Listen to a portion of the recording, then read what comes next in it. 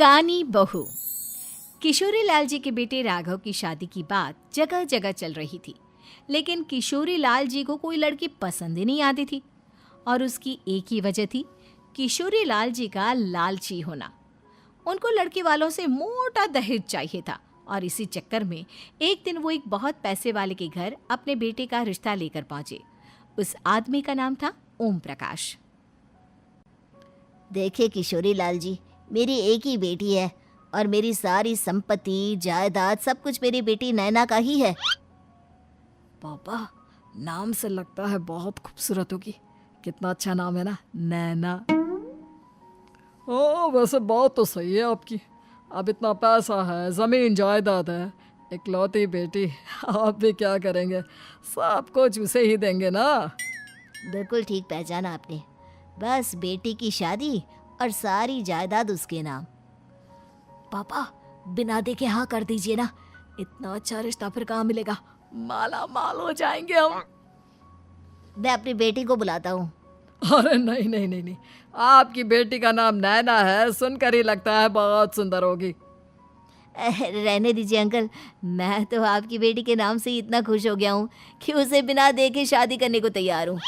अब तो मैं उसका चेहरा सीधे शादी के बाद ही देखूंगा।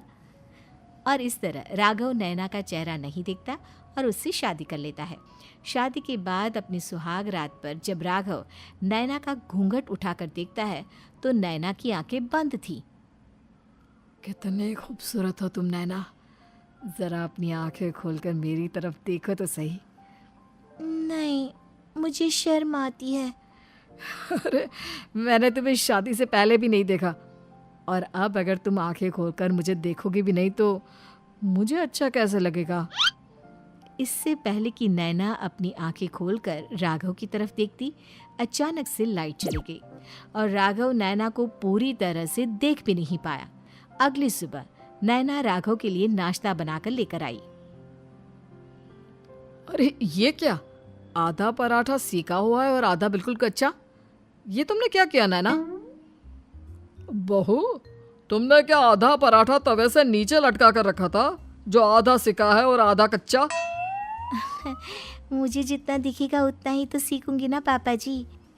जहाँ जहाँ मुझे नजर आ रहा था वहाँ मैंने सीख लिया, जहाँ जहाँ नहीं दिखा वहाँ कच्चा रह गया होगा। इसका क्या मतलब है? ये कैसा मजाक कर रही है तुम? अरे बहू, तुमने इतना लंबा घूंघट क्यों लगाया हुआ है? देखो, हमारे घर में बहुओं को बेटी की तरह रखा जाता है, और फिर तुम तो इतना सारा माल लेकर आई हो। देखो, ये घूंघट डालकर रखने की कोई ज़रूरत नहीं है। हाँ नैना, पापा जी ठीक कह रहे हैं, तुम तो आराम से रहो, अपना ही घर समझो। नैना अचानक से अपना घूंघट उठा ले।